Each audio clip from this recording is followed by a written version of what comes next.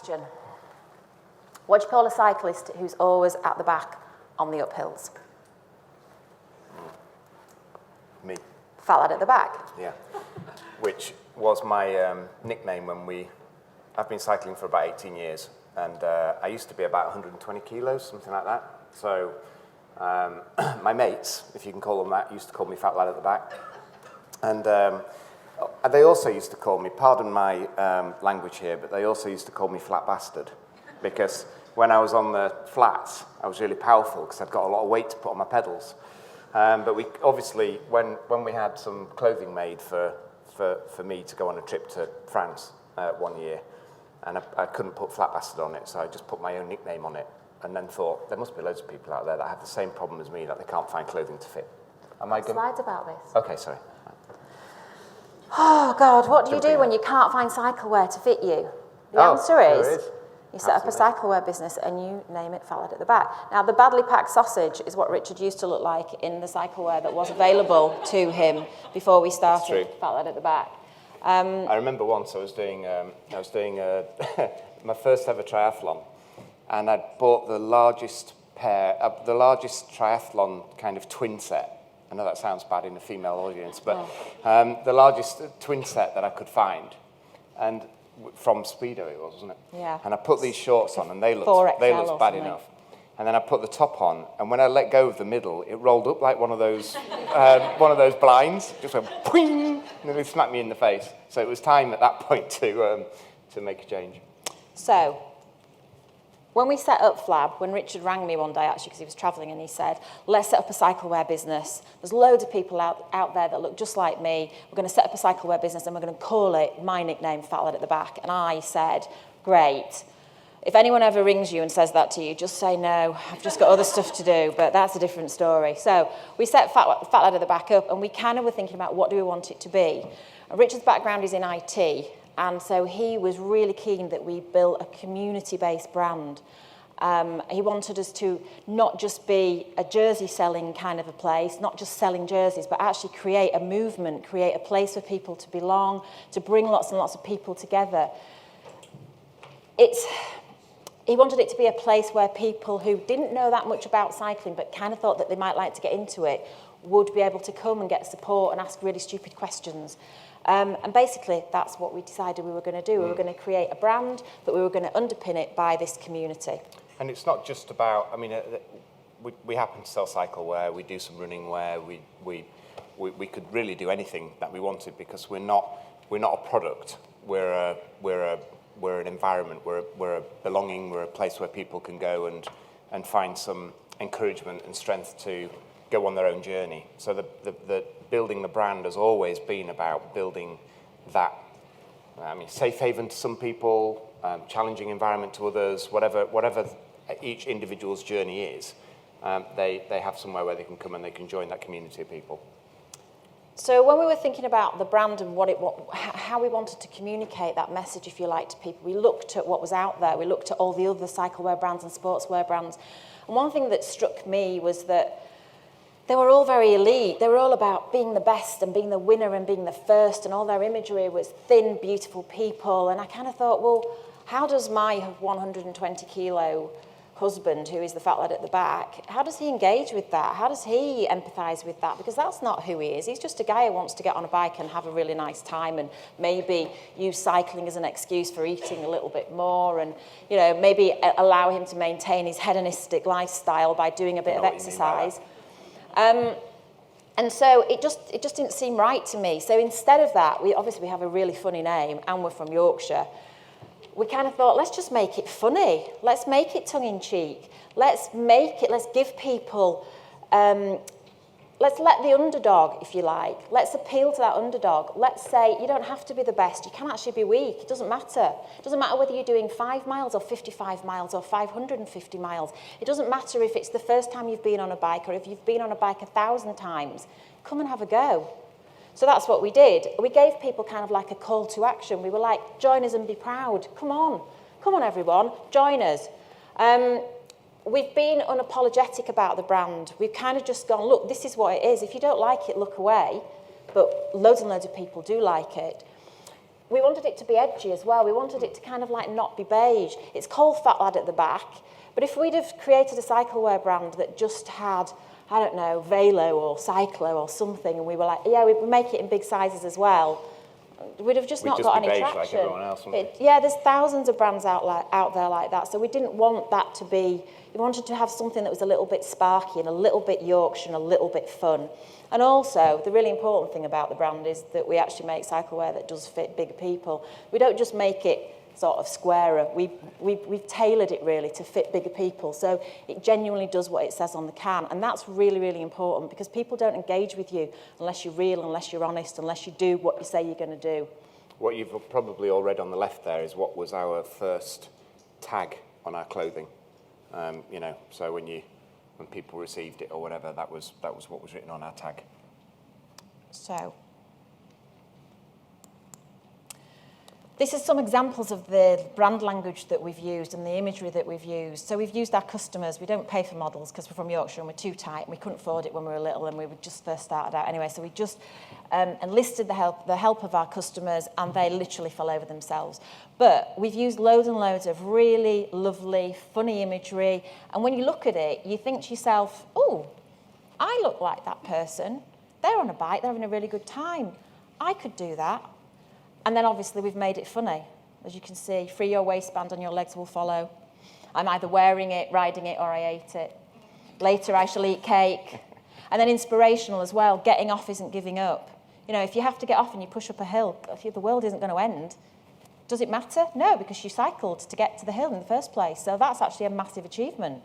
So we really kind of thought about that whole lovely, real people that I can empathise with real people. And a lot of those pictures are actually taken, they're not dressed, they're not set up pictures. They're pictures that people have taken of themselves and shared with us, or they're pictures from events that we do to bring people to ride together. So, you know, they're not set up model shots, which are kind of obvious, I suppose, when you look at them. They're all a bit normal. There are lots of things stopping people from participating. I actually said feeling like a dick, and you've changed it to feeling like a prat. I did, because I thought that I just think feeling like a dick is more appropriate, because, you know, there are some people that when I was too big to fit in cyclewear, I used to just wear mountain bike shorts and nylon t-shirt. And you go out on your bike wearing that, you do feel like a bit of a dick, because you're not wearing what everybody else is feeling. Sorry, you're not wearing what everyone else is wearing. I don't know what they're feeling. Anyway, sorry, I don't wear my moment then. But it's like going to the gym in your jeans, or going swimming. You know, if you're wearing the kit to actually do the job that you're trying to do, you feel more part of it, and part of the activity, and more in keeping. But if you can do that without looking like a dick, then it's better. But it's one of the things which is definitely stopping people. Okay, so feeling like a dick, not being good enough. That's a massive thing, isn't it? Well, what if I'm exposed for being rubbish at this and everyone else is really fab? Not having anything to wear, fat at the back, not knowing what you're doing, and people being mean. I'm like, what? People being mean? But that is something that we hear such a lot of. So this is a post that someone put onto our Facebook. And it's just such a shame. And it's not uncommon. It's not uncommon for other cyclists that think that they're better to be mean to people. It's not uncommon for white van drivers to wind down their windows and shout offence. It's not uncommon for pedestrians to shout offence at people that they think are too fat to cycle. And that is just a sad indictment on society, isn't it? And it's no wonder that larger people feel completely and utterly ostracised. So we have this saying, in fact, I think you came up with it, when you put on a Fat Lad jersey, you instantly get 45,000 friends. And that's kind of like what we've built. Because we've built a community, we've engaged with people, they have connected with the Fat Lad at the back. They've gone, oh, that's me. I feel a real affinity to that. But also, everybody that's wearing a Fat Lad jersey, we're like in a group. It's like a little tribe, which is really, really important when you're feeling ostracised and left behind and like you can't participate. What's really, for me, it's great. It really helps my ego. And that really needs a lot of help. You can laugh at that point, by the way. Because I cycle in Yorkshire all the time, and of course I go to cafes all over the place in Yorkshire. You've got to have the bacon butty or the cake or whatever it is as part of your morning ride. And there's lots of people riding in our stuff, and we'll stop at the cafe, and whoever is wearing Fat Lad gear, they all talk to each other. Whether they know each other or not, it's like they feel already that they're part of something. Where that doesn't happen with any other brands. It might happen around a bike, where two people have the same bike and they'll talk about the same bike, but it doesn't happen around clothing. With Fat Lad, there genuinely is. The whole thing is about feeling like you can achieve something together with people rather than being on your own. So being part of it's not a soapbox, but I've just been standing on a soapbox just then. Anyway, yeah. Go on. So, our community. Lots of people have communities. Big organisations have communities. But lots of those communities are seen as just a method of marketing and spreading your message. And we've not looked at our community that way. Instead of thinking, what can the community do for us? We've always thought, what can we do for that community? So we created a forum so that people can ask stupid questions. We've created a movement. We've created a place for all those fat lads and lasses to meet and get together. We've created a sense of belonging, or inclusivity. It's such a positive place. It's a place where people can share things like, I've not been on a bike for 30 years, but I got on a bike and I cycled 2.5 miles. And literally loads of people will jump on and be like, wow, that's amazing. That's just such a fantastic thing to do. So all that sharing and positivity, obviously it builds confidence, it empowers, it inspires, and we're all together, in essence, in that community on the individual journeys that all those people are going through. And lots of people within that community have mental problems, physical problems, all sorts of barriers, but cycling is helping them overcome those barriers. So it's a really, really important place for people to feel like they can be themselves, where they're not going to be judged. And that kind of really is the most important thing. That's what underpins our brand.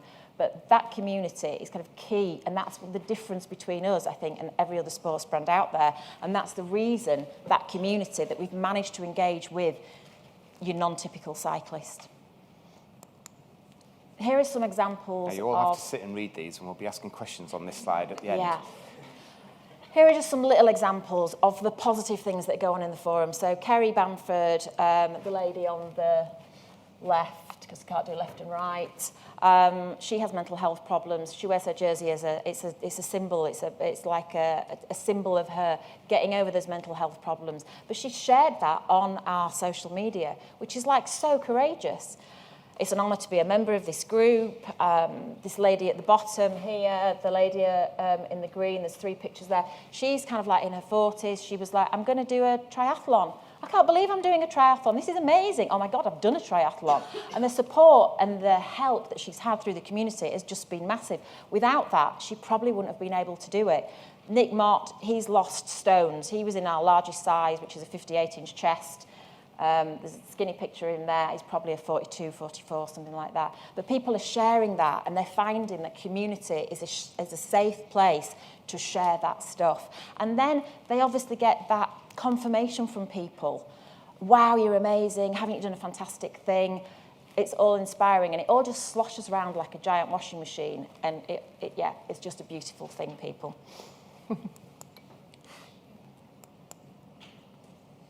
So how do we measure our success? Obviously, the engagement we get on Facebook, social media.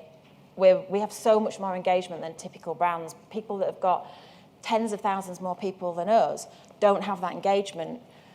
The stories that we get, people sharing the stories like we've just seen, the brand advocates, people wanting to ride in our stuff and tell other people about our stuff.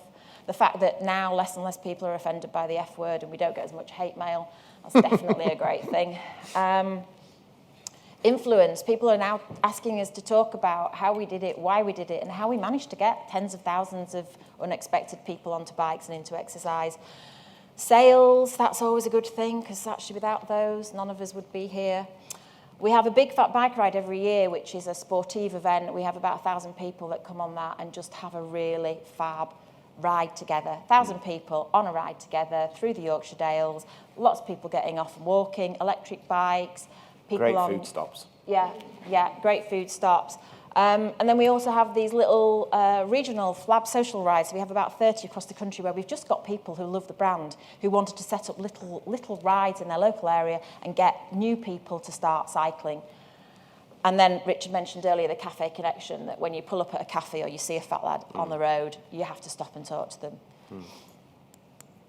Not everyone gets it. I have a friend that really likes your stuff, but I'll be blowed if I'm buying her anything with that catty comment on it. The logo's fine, so does everything have to have that nasty phrase on it? No. Didn't get it at all. And then all those people that say to us, oh, I like your stuff. I mean, the designs are great, but I'm not fat and I'm not at the back. And we're like, oh my God. It's also not about, it's not only about being fat. We have people who are ex. I mean, one of our regular riders is one of our flambassadors. So the groups that Lynn was talking about earlier, they're called flambassadors around the country, and they're our kind of like local ambassadors to organise their own little rides. But one of them used to be sponsored by Nike as one of their fell runners, and he's like super fit. But he's not at the front anymore. So in his mind, he's just like everybody else. He's still super fit, but in his sport, he was a fat lad at the back, or it is now. The fat lad at the back. So it's not about being fat, which I think is what people struggle with, and understandably so, I suppose, because the word fat is in the name. But it's more, as we've said, about the community and having somewhere to go. And if you've got mental health, not just only large people have mental health issues, and we have a lot of mental health sufferers, diabetes sufferers. People get to be a size where they might be larger than the normal sportswear that you can buy for a whole host of different reasons: bereavement, mental health, diabetes. Not just because they've been sitting and eating pies every day, like me. That's how I got to be much bigger. I don't know what I was going on to say now, but anyway, I'll stop there. Have you lost Ben? Are we still within the 15 minutes? Because we've not gone amber yet. Oh, we've just gone amber. Okay. The other thing that we've had, because we're an all-inclusive brand, and I think one of the really important things that we've had is we start at a size 36 for men and a size 8 for girls, and we go up to a 58-inch chest for men and a size 26 for women.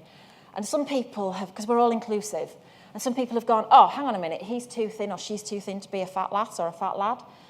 That's not all inclusivity. Inclusivity is inclusive. It can't be inclusive, but only the inclusive people that I want it to be inclusive. It's like we're all equal, but some of us are more equal than others. And I think we've been really firm about that. And on social media, we've addressed that and gone, no, it's not acceptable to berate people because they're too thin. Anybody that wants to be a fat lad or a fat lass can join us. It does not matter how thin you are, how fast you are. As Richard says, we've got people that have been sponsored by Nike, we've got world record holders, we've got endurance athletes, and then we've got people who would struggle disabled people, blind people who'd struggle. They've not been on a bike for years to do a mile. It doesn't make any difference. It is all-inclusive because inclusive is inclusive. Did we have to fast forward when we went amber if we were too far back? Yeah, I'm just going to fast forward. Okay. So we make cyclewear in all sizes because all sizes cycle. How do you get people to participate? We're almost bang on there, weren't we? I'm not totally sure how you do it, but hopefully doing some of the things that we've done might help you get the people within your businesses to participate. So what we think you need to do, or what we've done, is get under their skin, understand the barriers, understand the complexities of the reasons why people aren't actually getting into participating and taking up on all the things that you're suggesting to people. Give them a reason and make that reason worth it. It can't just be we've got a gym session, or we've got a discount at the gym. You kind of need to give people a cause to action and make them feel like there's more to it. You just need to involve them more, I guess. Make it inclusive. Let those people who are weak be weak. Make it about those weak people. Don't just make it about the people that are already doing it. It's also, as I say, we've not practiced this, so we're just chatting things through. But I think I hit the wall back in 2010, and since then I have like real anxiety issues at certain points, and giving presentations is one of them, by the way. So I popped my pill before I came up on stage, and now I'm boring you all to death. But you know, to be able to talk about mental health is, of course, we all know that's a massive thing that helps people deal with it. But getting to the point where you're strong enough to have that conversation with a person is really quite hard.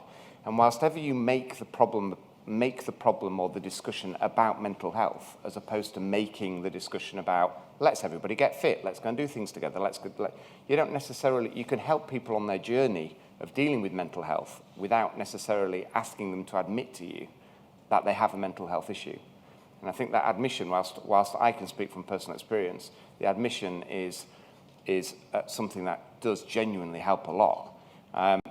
But until people are at a place where they can admit, the journey should really be focused around how do we involve people, what else do we do, rather than saying, you need to admit that you've got a mental health issue, because we can't help you unless you've got a mental health issue.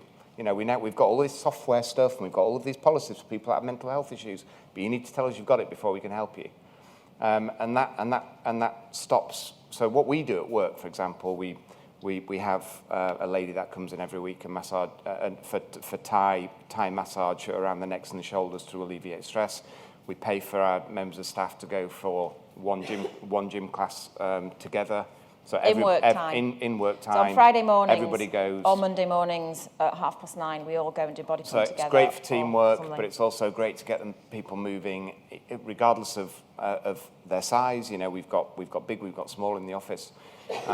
We of course do team lunches and stuff and things like that. We do Cake Friday. Cake Friday. We do various things all within work time. We don't ask people to here's a cheap membership for a gym that you can go and do in your own time, or here's a discount for this or a discount. I appreciate some of your businesses will be massive, and therefore it's difficult sometimes to implement things, but I really genuinely think that that's how you get people engaged. You have to deal with them on their level within work time. The companies need to invest. When I hit the wall, I was with IBM, and it took me a while to. Red. Oh, it's red. Shit. No, sorry. But I'm going to keep talking anyway.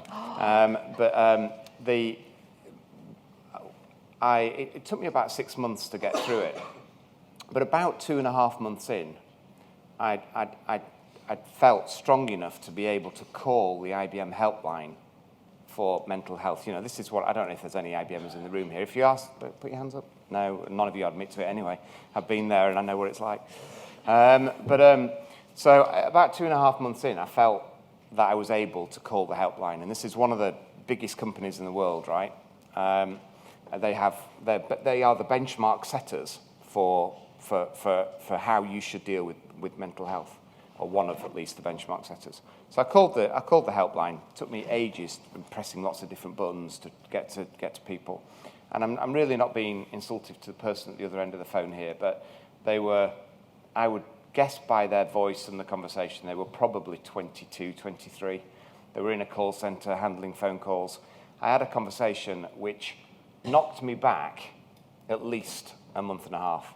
It was dreadful. I felt like I was going to lose my job. I couldn't tell anybody about it. I was almost advised to not say anything. Now, of course, that might have just been a one-off. It might have been a one-off thing, but it put me back so much and made me terrified again of being able to speak to my employee because I had to admit that I'd got a mental health issue before anything could be done. And I think it's great that we have this focus on mental health now, and it's great that we have a focus on fitness. But I just think we need to do it more in a way which is on the employee's terms and not on the employer's terms. It's a difficult thing to change, but I think the stage explodes when we run out of time. So it does. And I am conscious that some of you might have some questions. We're about to get kicked off. We're about to get kicked off. Yeah.